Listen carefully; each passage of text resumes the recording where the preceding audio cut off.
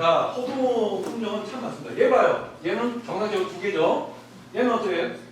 세수는 아니네. 원래 얘는 4개는 아니네. 얘는 어때요? 속이 뻘겋네. 이런 분 처음 보셨죠? 세상에 호두의 품종은 수없이 많습니다. 중국에요. 중국은 등급을 인정하여 품종의 등급을 국가급, 성급, 농가급으로 나누거든요. 국가급만 386가지입니다. 성급은 한 성에 예를 들어서 한 50가지씩만 있다고 해도 몇 개 성이에요. 어마어마하게 있겠죠. 농가급은 셀 수가 없습니다. 그런데 국가급이라고 해서 다 좋은 건 아니에요. 국가급은 한 등록이 되려면 한 검증 기간이 한 20년 걸립니다. 15년, 20년. 성급은 한 10년 정도 걸려요. 농가급은 이거야! 막 이거죠. 그런데 그 중에서 아주 뛰어난 품종들이 가끔 있어요. 그래서 뭐 여기 할 수 있고 여러분들 향령이라는 호두 알죠? 근데 향령 몇 호? 이것도 못 얻어요. 향령이 몇 호가 또 있어요? 있나요? 향령. 향령 계열이에요. 근데 향령 호두는 향령으로 하죠. 하나의 품종인 것 같죠? 향령 계열입니다. 아까 어느 분이 뭐 185, 285 하셨잖아요. 제가 중국말은 웬 요빠오, 온 185예요. 온 185는요, 온 계열은요, 지금 300번호때까지 나가 있습니다. 300쯤이 넘어요. 1번서부터 쭉 나가요. 걔가 185번이었습니다. 그래서 185 이렇게 된 거죠. 그래서 여러분들이 중국의 품종 계열들을 이해하실 때는 하나가 한 품종이라고 생각하지 말라는 얘기예요. 향령? 그래 향령 몇 도인데? 16호까지 나가 있습니다. 향령에서도. 그런데 여러분들이 지금 다른 묘목상이나 뭐큰 데든 작은 데든 어떤 전문적인 지식이 없다니까 뭐래? 향령이야. 향령 뭐? 아까 어느 분이 물어봤죠. 알타이 호두. 알타이 호두는 뭐예요? 대한민국 호두, 미국 호두 이런 얘기거든요. 우랄 알타이 산맥 있잖아요. 그쪽 지역, 터키 지역에 어느 지명 이름이거든요. 알타이가. 알타이 지역의 품종 뭐예요? 근데 단순 무식하게 중국 호두 이렇게만 얘기한다는 얘기죠. 여러분 인쇄물에 이 내용은 다 있습니다. 이거는 여러분이 인터넷상에서 매번 찾아서 그거 인쇄물로 가져가지 마시고 핸드폰 꽉 찍어가지고 항상 여러분이 식물을 키워가지고 돈 벌어먹고 살아야겠다 하면 딸딸딸딸딸 외우면 돼요. 탄실기가 무엇인가, TR기가 무엇인가, 리코의 법칙이 무엇인가, 주정력이 무엇인가, 정보 세상이 뭐냐. 딸딸딸딸딸 그 완전히 해박하게 아셔야 돼요. 이 6가지만큼. 여러분 나눠준 인쇄물을 찍으시면 돼요. 그 핸드폰에 어느 문자 받는 데나 이런 데 있죠. 자주 안 쓰는데 처음에는 여러분 사모님이나 아이들 사진 놓으시고 그쪽 배경 화면에 한 군데에다가 딱 놓으세요. 그래서 자꾸 틈나는 대로 저걸 찾아보시라는 뜻이에요.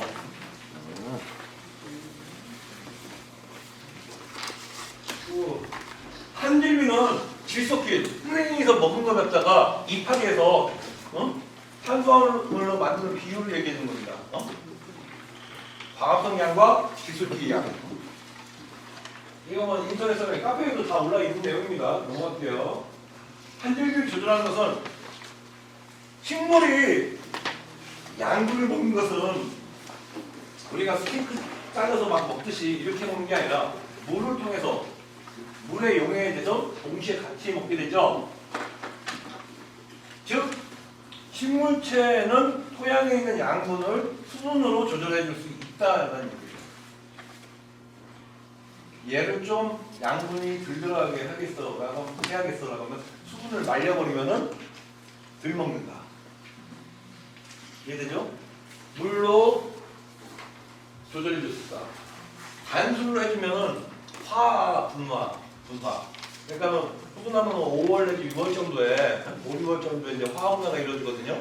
그때 수분으로서 화합분화를 촉진해 줄 수가 있습니다. 그때 화합분화 된 것이 그 다음 해에 열매의 양으로 나오는 거죠.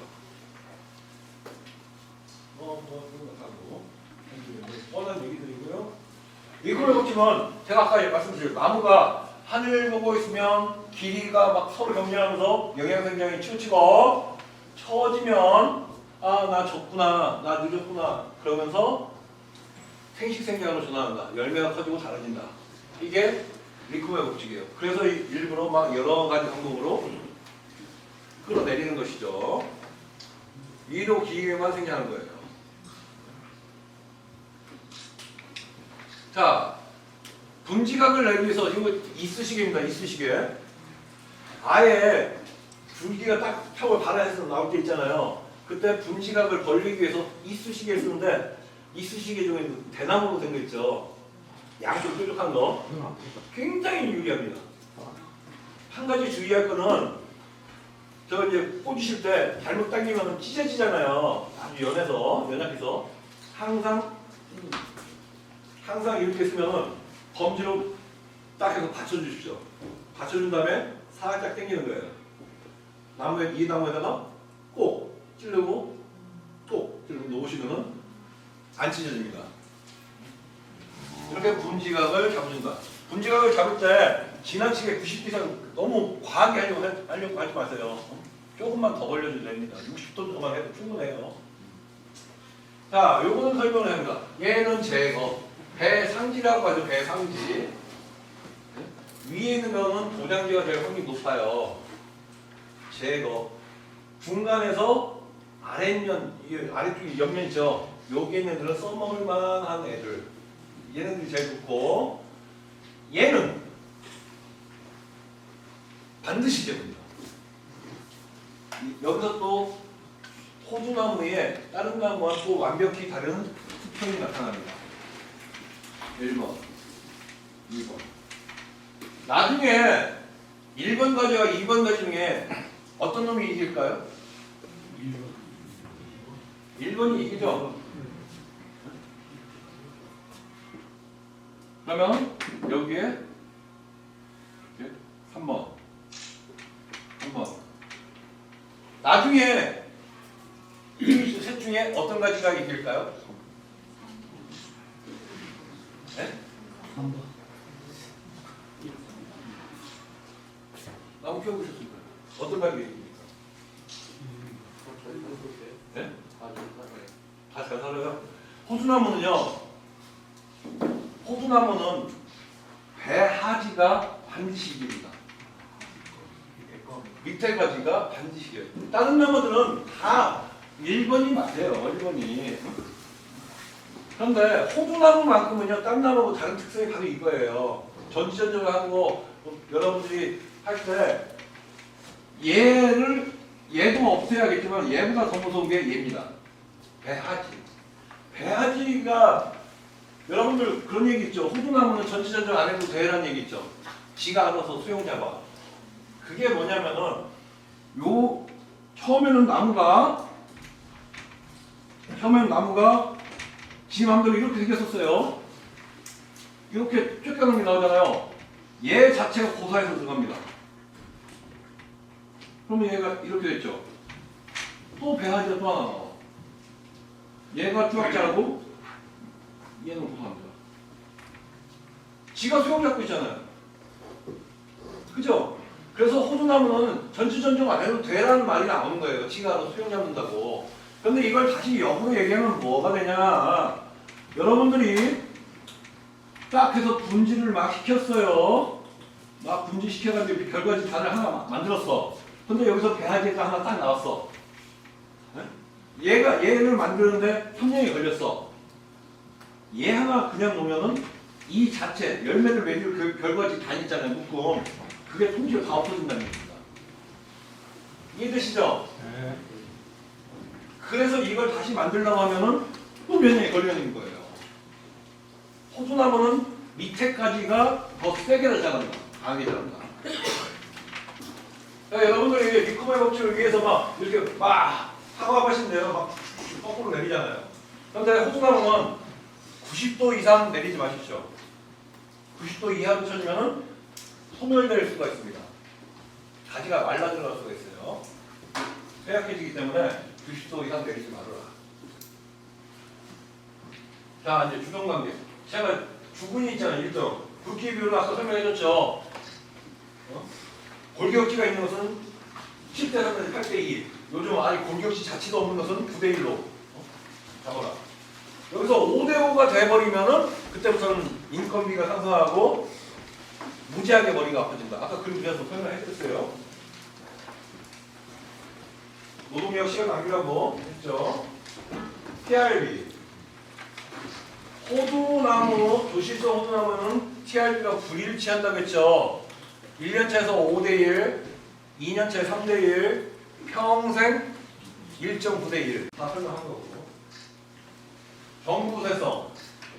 호두나무는 분지 발화율, 도시성 호두나무는 측지 발화율이 굉장히 높다고 했죠. 심지어 100%까지도 된다고 했죠. 그러나 발아율이었어요. 그 얘기는. 성지율, 가지를 이뤄내는 비율은 발화율하고는 또 틀립니다. 그죠? 여러분들이 나무를, 이 전구대성은 지금 보면은 이 밑에 부분은 눈이 없고 끝단 정단부에서 무색하게 순이 나오잖아요. 즉 여러분들이 나무를 하나 딱 심었는데 거기서 가지가 윗부분은 세게 나온다. 밑에는 이렇게 나온다. 정단부가 세다는 얘기예요. 그죠? 그걸 90도 딱 꺾어버리면 옆에 가지가 하나 있는데 여기서 하나, 둘, 셋 쬐깐하게 나오는 겁니다. 이게 정부 우세성입니다. 정단부의 우세성.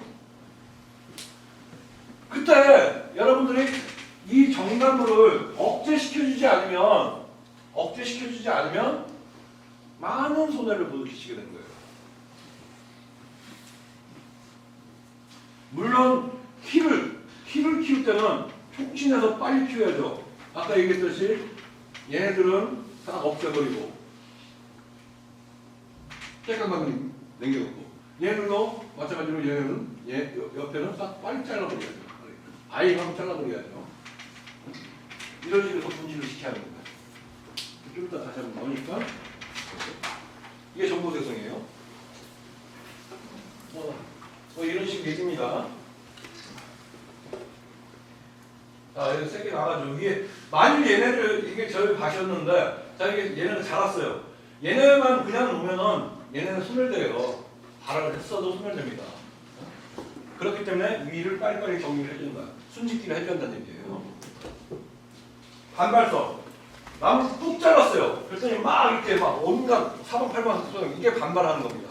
그래서 전체적으로 할 때는 어느 일정 비율 이하로 하라고 하지 않는 매년 일정하게 하라고 하죠. 맞죠? 근데 한꺼번에 확 하면 근교에서 끼서 먹는 양이 있으니까 모든 잡어가 막 튀어나거든요. 그러면 수용을 버리게 되죠. 애써서 만든 나무의 수용을 깨지는 겁니다. 눈을 알아야 되는데 눈 다 했고 여기는 겨울에 전지전정한 겁니다. 한겨울에.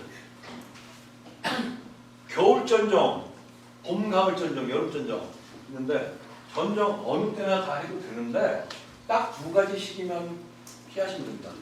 지금 현재 겨울이 오기 바로 직전에 환절기 있죠. 국내 장례식장이 잘 되는 그때는 피하면 돼요. 환절기. 봄에 환절기. 고로쇠물 막 나오는 때 있잖아요. 그때는 수액 유령이 많아서 그때만 피하시면 됩니다. 겨울 전정은 이렇게 밖에 보셔가지고 논바닥에 얼음이 얼었네 라고 하면 시작하시면 돼요. 겨울 전정이 가장 유리합니다. 사실 이게 여기서 수액이 흐를 수는 있어요.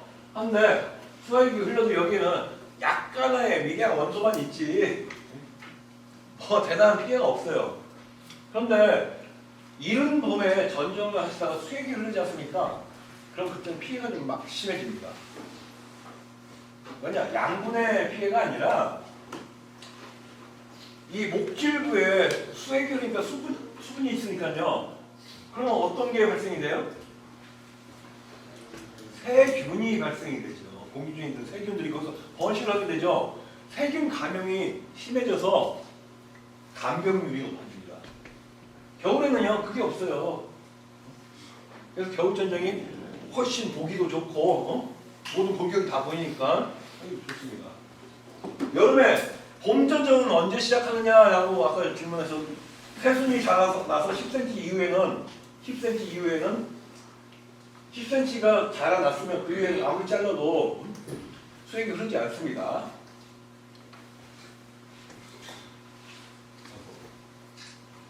한 가지만 더 정확하게 가르쳐드릴게요. 이 차륜지가 있잖아요. 차륜지가 있는데 여러분들 이건 유실수 모든 나무에서 똑같습니다. 한 위치에서 이렇게 짝수로 발생되어 있는 가지들 있죠. 그때는 전부 다 제거해 줘야 합니다. 만일 안 그러면은 언젠가 반드시 찢어져요. 홀수는 괜찮습니다. 홀수로 사과나무도 똑같아요. 한 위치에서 홀수로 분지가 되었으면 상관없는데 짝수로 되면 이게 나무 계열이 마창이 나가지고 찢어지기 쉽거든요. 딱 찢어지면은 얘만 꼭 풀어주면 괜찮은데요. 이 중간 있잖아요. 원목을 싹 찢고 나가버려요. 그래서 수세가 확 가버리거든요. 나무 하나를 버립니다. 그래서 한 자리에 짝수로 나와 있는 애들은 완벽하게 다 전체를 다 제거하고 합니다. 요것만 설명을 드리면 다른 건 뭐 다 뻔뻔한 얘기잖아요. 도장하는 거 뭐 얘기하고 차륜지와 배하지 아까 설명해줬던 배하지만 기억을 하시면 됩니다. 나머지 전체는 다른 거랑 똑같습니다. 이게 평행지 이렇게 한 위치에서 두 개가 나오는 거 있죠. 그러면 호주나무는 어떤 게 살아요? 위에 게 살아요? 아래 게 살아요? 아래 게 산다. 그리고 이 교차지. 자, 호주나무는 이게 두 개가 가지가 부딪히잖아요. 그럼 원놈이 살아남습니까? 네? 두 놈이 다 죽습니다. 두 놈이 다 죽어요. 이게 또 하나의 특성이에요. 호주나무가 옆에 위식을 했잖아요. 가지가 딱 닿지 않습니까? 자꾸 부딪히면 두 개가 다 어느 정도 일정량 다 죽어들어갑니다. 양보의 정신이 좀 뛰어나와야죠. 그다음 뭐 뻔한 얘기는 너무 이론적인 얘기고. 자, 이건 뭐 하는 거예요? 항상박히 했죠. 반생으로 줄이죠. 생산량을 늘리기 위해서 하는 겁니다. 근데 이거 언제 풀어줘요? 수학하고 즉시. 그래서 저는 사실은 이런 반생이나 이건 너무 힘들어가지고 테이블 타일을 많이 씁니다. 테이블 타일 이렇게다가 수학한 다음에 칼로 제끼면 되니까 테이블 타일을 많이 쓰고 환상가피법도 쓰기도 하고요. 여러분들이 이제 묘목을 심었어요. 묘목을 심었는데 어떤 놈 잘 자라고 층거리가 지죠. 그때 여러분들이 특별한 방법을 하나 드릴게요. 딱 갔어. 딱 나오면 하나씩 주면서 갈 거 아니에요. 얘가 굉장히 잘 자라요. 세게 자라. 그럼 제끼고 다음으로 가십시오. 근데 얘가 비리비리해. 자꾸 잘 못 자라고 있잖아요. 확 잘라주고 가십시오. 그럼 걔가 더 빨리 자랍니다. 왜? TRB를 맞춰준 거예요. 아까 어느 분께서 사진을 보여주시던데 요거 심었어요. 이미 뿌랭이가 손상을 입었잖아요. 그것 때문에 끝에서 쫙 말려 들어가거든요. 그걸 아예 인위적으로 딱 자르면요 뿌리가 확보가 돼 있지 않습니까? 그냥 맞춰줬잖아요. 그 다음 눈에 쭉 올라오는 게 더 세다는 얘기예요. 더 빨리 자랍니다. 약한 놈은 강하게 전정하고 강한 놈은 약하게 하고서 간다. 이게 유목기에 묘목을 쉽게 하고서 하는 방식입니다. 아버지 더 그리고요 전지전정을 하는데요. 전지전정을 하는데 여러분들 연장을 막 타고 다니시잖아요. 전지전정은 손으로 하는 사람이 최고 기술자입니다. 지금 뭐냐면은 전지전정을 내 머릿속에 내가 원하는 수영이 이미 그려져 있으면 미리 얘가 어떻게 잘하겠구나 손으로 싹 만질 수가 있어요. 그럼 그때는 잘하거든요. 이렇게 나오는데 머릿속에 그림이 없기 때문에 막 잘해서 이만치 잘했어. 타이밍을 놓친 거죠. 너무 부러진 거예요. 그러니까 그때는 큰 가위가 막 필요하죠. 톱으로 막 스리하고 그 사람들이 제일 초보자인 거예요. 고급자일수록 작은 연장을 씁니다. 작은 연장을 쓰면 어떻게 되느냐? 상처가 작게 남죠. 상처가 작게 남기 때문에 암울림도 빠르고 세균 감염이 줄어드는 거예요. 그래서 여러분들이 내가 키울 수영을 머릿속에 그려보시고 그 그림대로 시토는 실천을 하는 거죠. 전지전정은 손 가위가 하는 게 아니라 내 눈과 내 머릿속에 있는 스케치로 하는 거예요. 자, 쭉 다 봤고, 자, 눈 짓기, 당근 작업. 여러분, 뿌리를 자르는 것도 전지전정입니다. 그죠? 뿌리를 자르는 것도 전지전정이죠.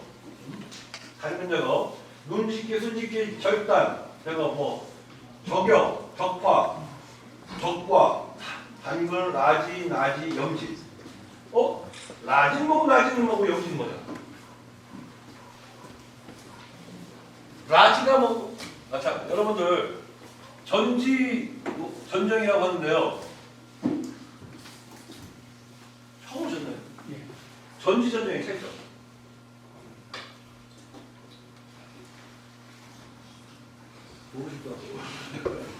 전지전정의 차이점. 전지는요, 전지와 전정의 차이는, 자, 나뭇가지가 있어요. 너무 복잡해. 아예 발생 원점에서 완벽하게 기부해서 제거하는 게 전정이에요. 정리한다. 그럼 전지는 뭐냐? 이렇게 나와 있는데 일부만 제거하고 일부는 남아있다. 이건 전지입니다. 이해되시죠? 네. 정리는 너무 복잡한데 밀생된 것을 완전 정리하는, 기부해서 정리하는 거. 전지는 일부는 남겨놓고 하는 거. 자, 여기서 다른 건 다 알겠는데 라지, 나지, 염지는 뭐냐? 자, 여러분들이 최고 기술자는요, 전지전지에서 최고 기술자는요, 전지가위로 딱딱딱딱 자르고 가는 게 아니에요. 이건 모든 나무에 맞습니다. 똑같아요. 여러분들이 최고, 진짜 할 게 없잖아요. 그러면은 모든 실수 똑같은 거예요. 공통점이에요. 꺾고 다니십시오. 꺾어서 매달아 놓으세요. 꺾는 것보다 더 좋은 방법은 뒤틀고 다니십시오. 뒤틀고. 이게 무슨 얘기냐? 생장은 가지를 우리 버드나무 버드피리에서 할 때처럼 뒤틀잖아요. 쫙 뒤틀면 뒤틀립니다. 사과나무도 잘 뒤틀리고 다 뒤틀려요. 그러면은 거기서 발생되는 생장 호르몬이 바뀝니다. 깔끔하게 잘라내면 또 더 나오잖아요. 그런데 이파리의 색깔이 바뀌면서 거기서 나오는 성분이 틀려진다는 얘기예요. 그래서 열매가 더 커지고 열매가 더 달아집니다. 모든 유실수의 공통점이에요. 여기서 라지라는 것이 라면처럼 막 비비꼬란 얘기예요. 라지는 당길 라자 해가지고 유인하는 거고 무기줄을 달든지 아니 끈으로 풀어가지고 이게 아니고 염지는 그럼 뭐냐? 줄기가 세순이 나갔어요. 신초가 나가죠.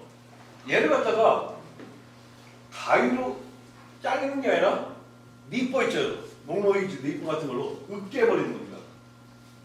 으깨는 게 염지라고 하는 거예요.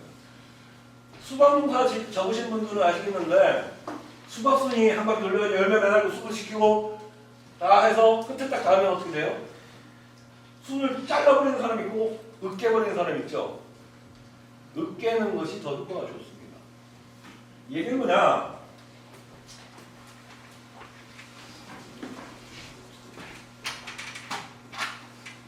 나무가 있는데 가져갔어요. 여러분들이 가위를 정확히 딱 잘랐어. 깔끔하게 잘랐잖아요. 그러면 여기서 눈이 하나가 세게 하나가 나갑니다. 근데 여러분이 이걸 자르지 않고 가위를 자르지 않고 꺾었어. 고사리 꺾듯이 꺾었어요. 그러면 표면이 우들우들해지죠. 하나, 두 개가 나옵니다. 얘를 꺾고 으깨지 않고 뭉개버렸어. 그러면 하나, 둘, 세 개가 나옵니다. 이해되세요? 왜 그러느냐? 이 절단면이 표면이 아주 깔끔하면 아무 얘기도 싫고 다음 눈이 빡 튀어나간다. 이 경우에는 근데 우리는 분질을 시키려고 하면은 그냥 꺾어버리는 거죠. 그러면 표면이 우들우들해지잖아요. 그래서 두 개가, 얘가 아무리 빨리 안 아물리니까 두 개가 나옵니다.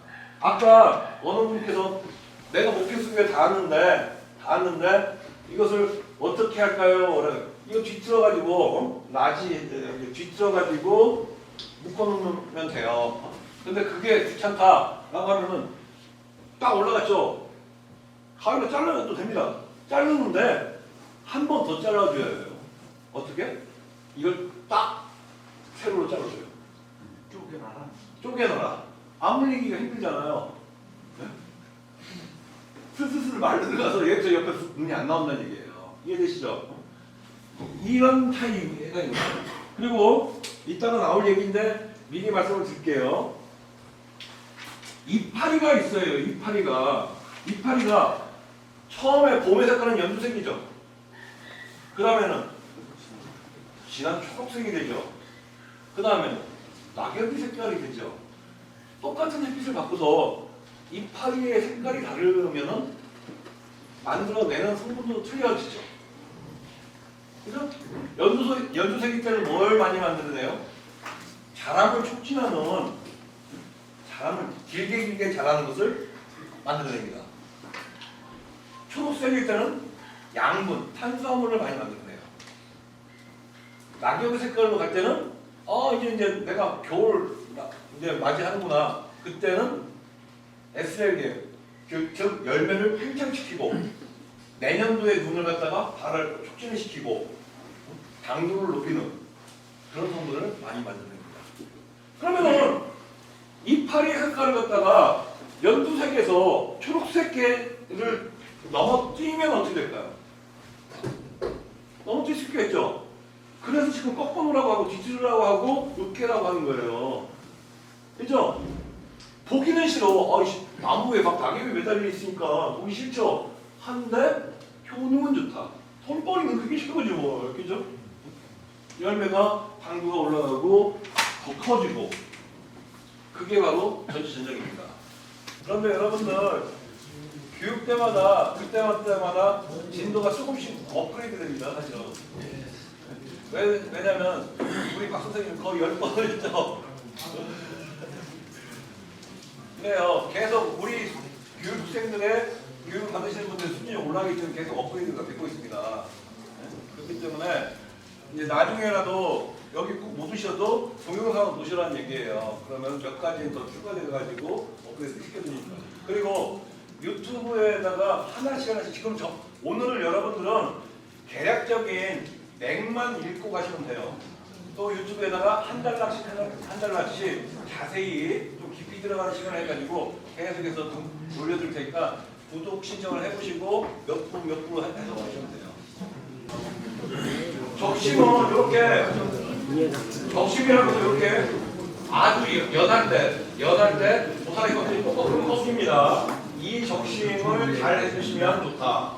아상적이라는 것은 밑에를 그으면은 억제예요. 위에를 그으면 촉진입니다. 억제와 촉진. 이거 잘 기억해 두세요. 아상처리는 세순을 발화시키기 위해서만 하는 게 아니라 억제시키기 위해서도 한다. 이해되세요? 즉 모든 나무가 정부 우세성이 있다고 했잖아요. 정단에서는 세게 나간다. 이것을 아상처리를 위를 갖다 긋는 게 아니라 아래를 걷으면 어떻게 돼요? 억제가 되죠.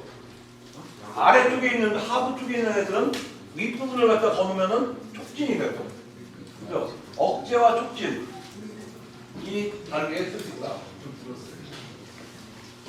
자 보면 뒤틀고 있죠.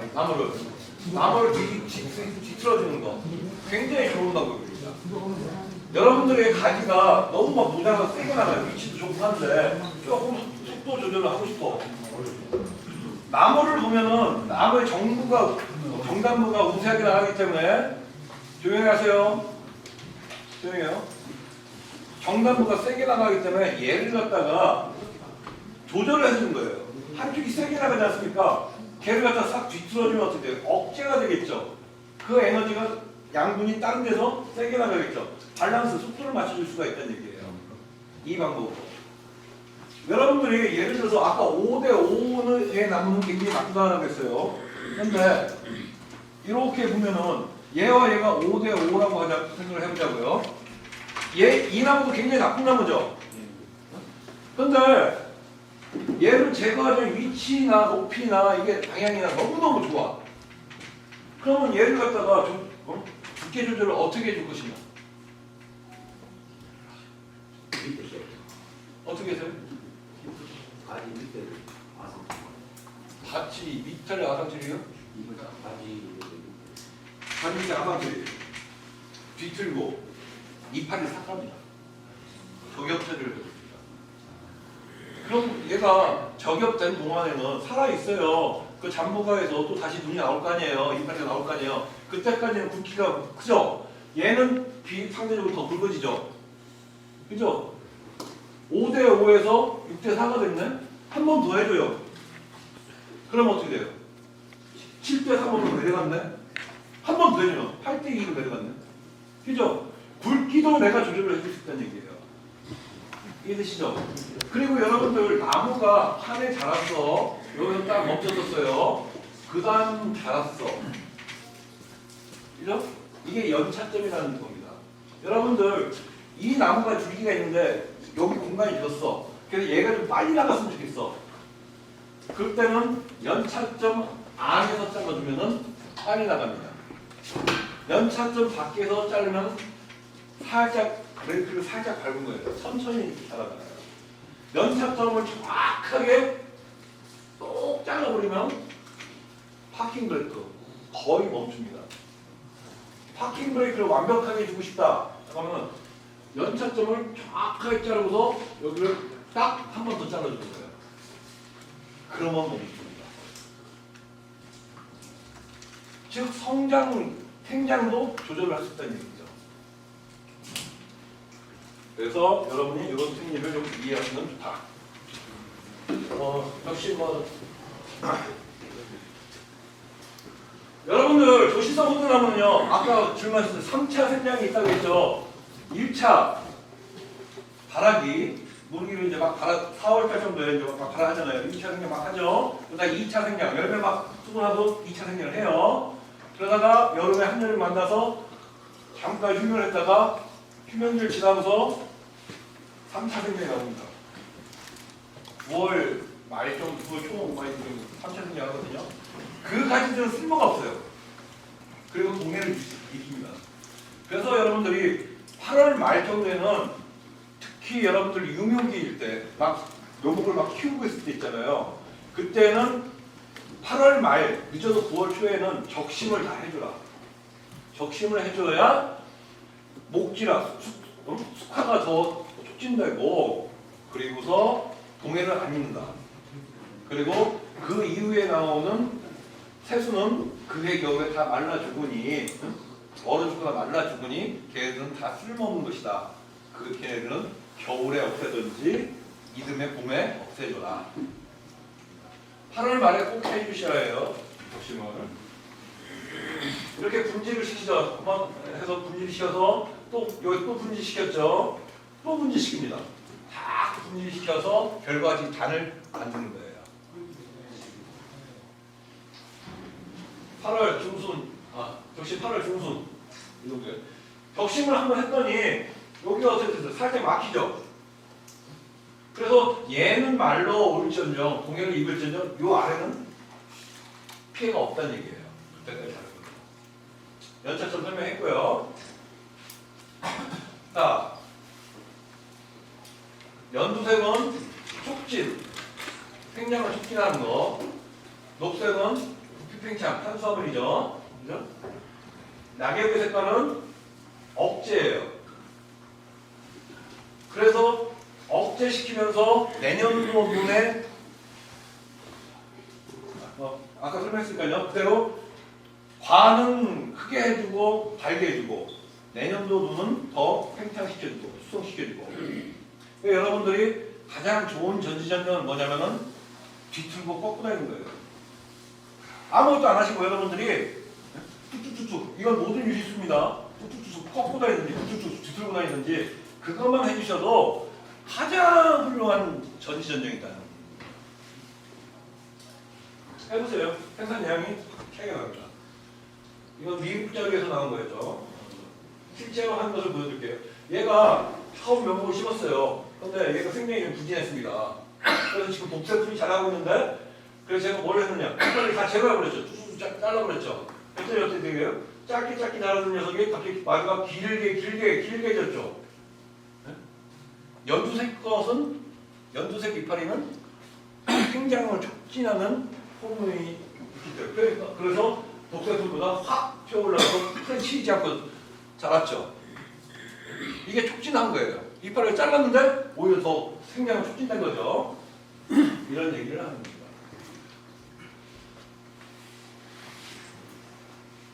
만일 여러분들이 대부분 이렇게 해요. 매실 하면 다 그렇게 했잖아요. 이렇게 나무들이 나서 얘는 막 겨드랑이 털같이 지금 지정맵이죠. 싹 흩어버리죠. 이렇게 하죠. 이렇게 누군가 하면은 그냥 프라이팬으로 막 때려주세요. 이 쌍놈 새끼. 이렇게 하시는 분은 처갓집에 돈이 많아야 살아요. 아들을 굶어주고. 실제로 돈 되는 것은 이 겨드랑이 얘네들 결과지거든요. 여기가 돈이 되는데 이렇게 만드는 거예요. 그럼 얘네는 영양생장만 막 부피만 커지는 거예요. 쓸모없이. 딱 제거하고 이렇게 해주는 거다. 예전에는 끝단을 갖다 북쪽으로 이렇게 뒤틀어서 휘어서 놓는 방식을 했거든요. 그래서 이제 더 이상 성장을 못 하겠는데 요즘은 뒤틀어가지고 유젓다 그냥 묶어버립니다. 그러면은 어떻게 되느냐? 영양생장을 멈춰서 결과지 생식생장만 하게 돼요. 결과지로 쓰는 거죠. 그런 방법을 많이 씁니다. 옛날 방식이에요. 자, 처음에 나무 심었을 때 쭉 올라간다. 딱 자르죠. 그래서 거기서 막 다리가 위에 올라오죠. 하면은 또 다시 이거 곁까지 개가죠. 도깨비 황만을 만드는 겁니다. 이렇게 쭉 올라가잖아요. 그리고 층을 다 만들어가는 거예요. 잘랐었죠. 다시 올라가고 받고. 또 그 2년 차에 또 올라가고. 이렇게 진도가. 자, 식물체는 지상부에만 있는 게 아니라 지하부도 있다고 했죠. 특히 조실성나무는 지하부가 2배라고 했죠. 지하부 관리를 잘 해줘야 합니다. 양분만 잘 줘서 되는 게 아니라 가끔은 당근 작업도 해줘야 합니다. 해주면 좋아요. 여러분들 당근 작업을 안 해주잖아요. 그럼 어떻게 되냐? 이 친구는 나보다도 배가 더 나왔어. 너무 잘 먹어. 그죠? 그래서 이 친구가 더 잘 커 보이는 거예요. 그래서 뿌리가 막 여기를 넘어와서 옆에 있는 친구 걸 다 뺏어 먹어요. 나쁜 거. 그걸 못하게 하느라고 여러분들 뺑아리를 갖다가 케이지에 넣고 돼지도 우리에다 몇 마리 적정 수량을 갖다 하잖아요. 근데 똑같이 여러분도 농장을 관리하실 때 가끔 당근 작업을 해줌으로써 이 아이가 저쪽 아이를 침해해서 약을 뺏어먹지 못하게끔 정리를 해줘야 합니다. 2, 3년에 한 번씩 해준다는 얘기예요. 그런데 아까 말씀드렸듯이 호수나무는 호기성 뿌리가 깊이 안 들어간다고 했죠. 간단하게 관리기로 찌 끌고 다니셔도요. 한 2번 왔다 갔다 하면 다 끊겨요. 아니면 트레차로 하시던가 그렇게 정리해 주시면 된다. 자, 당근의 효과입니다. 이렇게 가라가 됐어요. 가라가 됐죠? 그래서 제가 잘랐어요. 뚝 잘라가지고 그랬더니 암을 넣었죠. 그 다음에 뿌리가 어떻게 됐어요? 여러 개가 막 나오잖아요. 지금 여러 개가 여러 가지로. 이게 당근의 효과입니다. 잔뿌리가 모든 식물체는요 굵은 뿌리 하나 쭉 나가 있는 것보다 잔뿌리가 많으면 많을수록 돈이 됩니다. 저는 사실은 이렇게 호두나무 유화 삽묘라고 내가 했거든요. 이런 묘도 저도 만들어요. 이건 상업원에서 지금 뿌리를 닦느냐고 하고 있는 거죠. 잘랐더니 잔뿌리가 더 나오죠. 굵은 뿌리는 버텨주기만 하는 것이죠. 양분작용을 안 해요. 그렇기 때문에 잔뿌리를 많이 만들어내는 것이 기술이다. 그리고 포트묘. 이 양반들아. 여기서 포트묘 심은 양반들. 미쳤어. 큰일 났어. 여러분들 호두나무는요, 아니 유실수는요, 나무는 호투면을 심는 게 아닙니다. 반드시 후회합니다. 언제 후회하냐면요, 10년쯤, 15년쯤 지나서. 왜냐면 뿌리가 옆으로 휘어졌죠. 결국은 여기서 또 자라죠. 얘가 결국은 목을 졸르게 됩니다. 10년쯤, 15년쯤 지났더니 나무가 죽진 않아요. 그런데 열매도 제대로 맺지 못하고 열매가 열어도 제대로 섞지를 못해. 여러분 춥다고 목도리 딱 했더니 그게 막 뚫리면 어떻게 숨 못 쉬죠? 그런데 호두나무는요, 아까 경제수령이 80년에서 100년이라고 했죠. 반드시 뿌리가 감기게 됐습니다. 그래서 포트면은 절대로 안 된다. 벼락이 없이 완전히 다 뻗어나갈 수 있게끔 해야 한다는 얘기예요. 그런 나무를 심어라. 절대 많이 포트면을 쓰면 여러분들 포트면은요, 한작기 농사, 여러분 고추 농사나 상추나 수박 이런 한작기 농사할 때나 하는 것이지, 나무는 몇십 년 하는 나무들은 절대로 포트면 안 되는 얘기예요. 뿌리도 숨을 쉽니다. 호기성이라고 했죠. 탄수를 들어 마시고 그다음 탄수를 뱉습니다. 그러니까 여러분들이 호두나무를 심을 때는 토양을 부실부실하게 만들어줘야 하는 이유가 바로 여기 있는 거예요. 또 여러분들이 이제 잡초나 호밀 뭐 이런 걸 뿌렸잖아요. 그걸 어느 시점이 되면 또 갈아 엎어줘야 하는 이유가 바로 여기 있습니다. 뿌리가 너무 과밀을 했어요. 그러면 그것도 꽉 쩔어버리면 풍기가 안 되잖아요. 풍기가 안 돼서 나무가, 호두나무가 뿌리가 숨을 못 쉰다는 얘기예요. 그래서 갈아엎기를 해줘야 한다. 토양에는 흙에는요, 흙만 있는 게 아니에요. 미네랄만 있는 게 아니라 유기질만 있는 게 아니라 물과 공기도 있습니다. 그래서 토양을 부드럽게 통기성, 보수성이 강하게끔 만들어줘야 한다. 이래야 식물이 잘 자란다. 넘어갑시다. 그리고 여러분들, 호두나무는 아까 12시간 이상 물에 잠기면 죽는다 했죠? 일단 뿌리 골무가 다 떨어집니다. 그리고서 절대로 보는 동안 흡수 활동을 못해요. 근데 바깥쪽은, 옆면은 계속 증산작용을 하죠. 증발을 하잖아요. 그래서 죽는답니다. 자, 12위 양과. 자, 아까 말실성과 저실성이 호나가 비율이 4배라고 했죠. 생산량이 몇 배가 된다고 했죠. 품종에 따라서 19배 차이가 난다고 했죠. 그러면은 거름을 주는 비율은 내년도 목표 생산량의 차이에 따라서 결론이 져지는 거죠. 그런데 생산량이 아까 19배가 차이 났기 때문에 실질적으로 거름을 투여하는 비율도 19배가 차이가 날 수 있습니다. 그렇게 해요? 무슨 소리예요? 진짜로요? 맛있어 하고 거름 줘야 안 돼요? 안 주잖아요. 안 주죠? 그런데 지금 여기서는 줄 수 없는 팍팍 주라고 하잖아요. 19배가 더 차이가 납니다. 제로에서부터 시작한다면. 그죠? 어마어마하게 차이가 나요.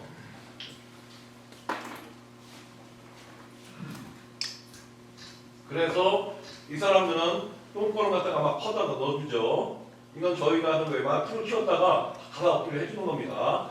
여기 사람들이 데려다가 이제 동물 분뇨 갖다가 넣어주는 거죠. 이 아줌마 열심히 화학비료도 뿌려주잖아요. 그죠? 여러분들, 우리가 대북 식량 지원할 때 쌀이 갑니까? 아니면 비료가 갑니까? 두 가지 다 가는데 사실은 비료가 주로 가죠.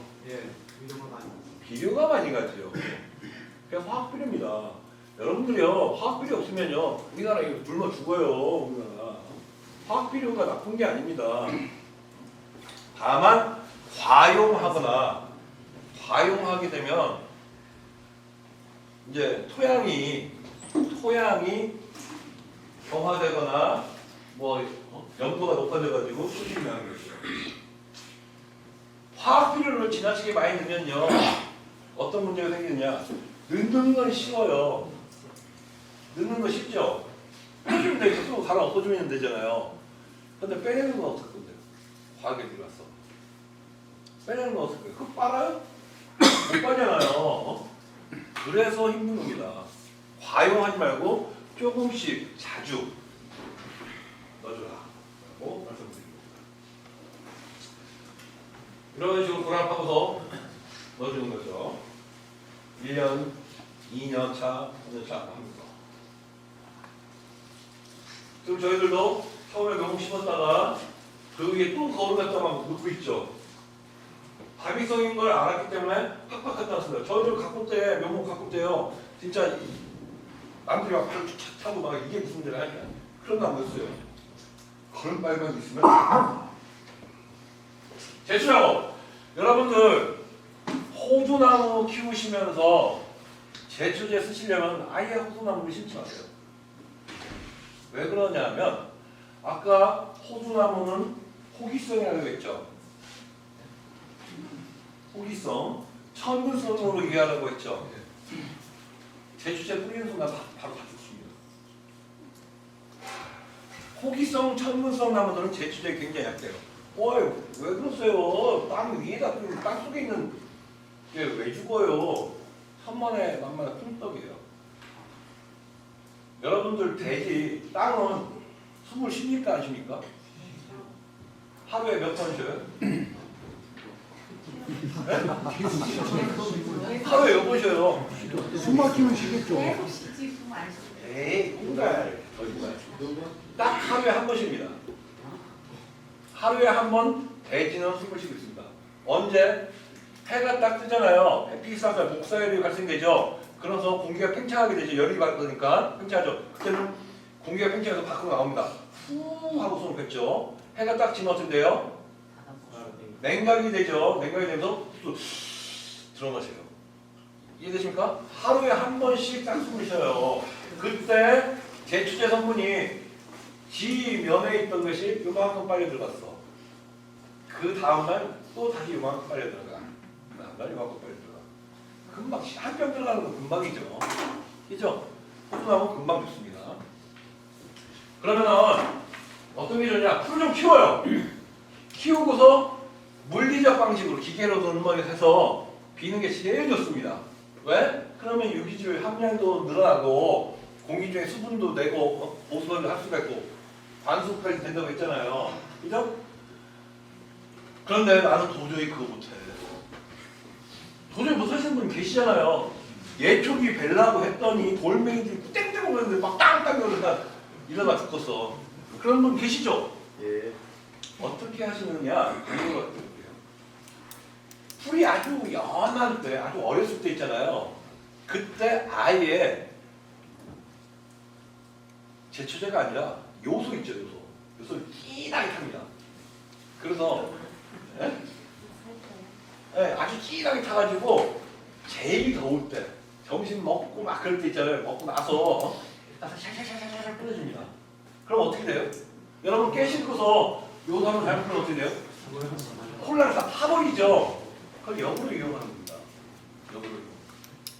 그런데 그때 얘를 살살살살 제초제 뿌리듯이 뿌려야지 막 날개 뿌리면 호두나무 잎들은 어떻게 돼요?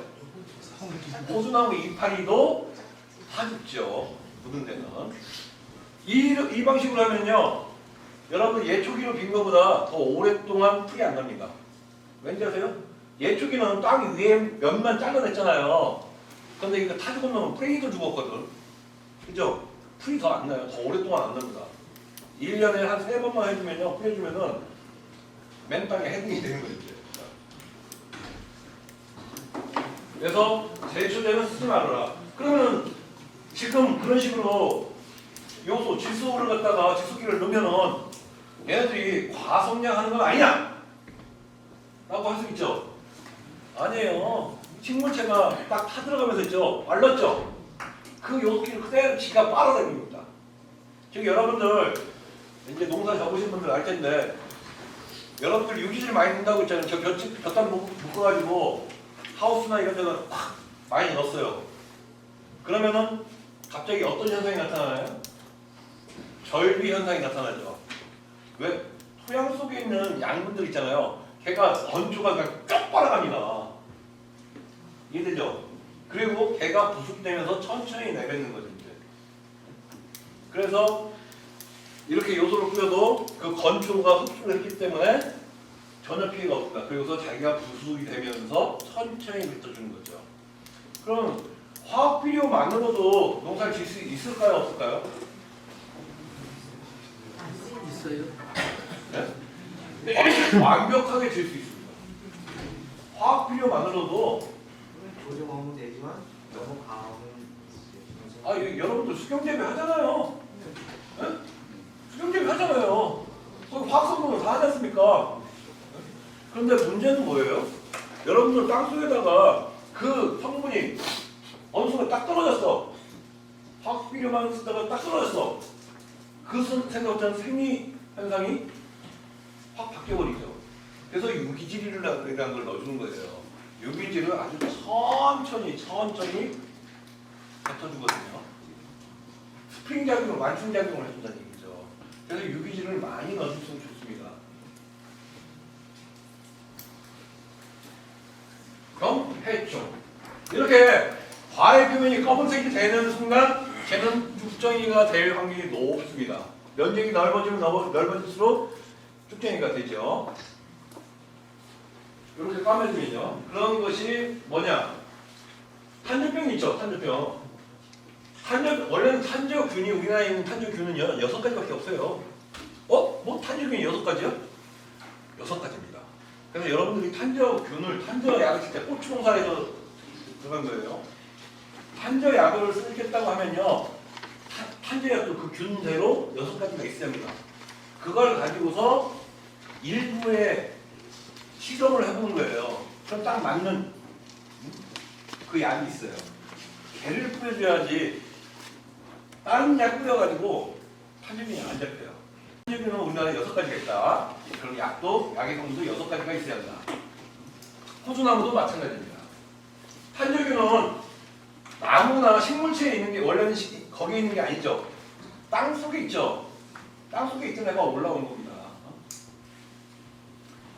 그래서 뭐 데프코나조를 뿌려주기도 하고 뭐 푸르지아나무 같다. 푸르지아나무이 잘 먹어요. 잘 먹혀요. 열매에다가 뿌려주면 기가 막히게 잘 먹어요. 뭐 흑방병도 있고 흰방병도 있고 병원이 여러 가지가 있습니다.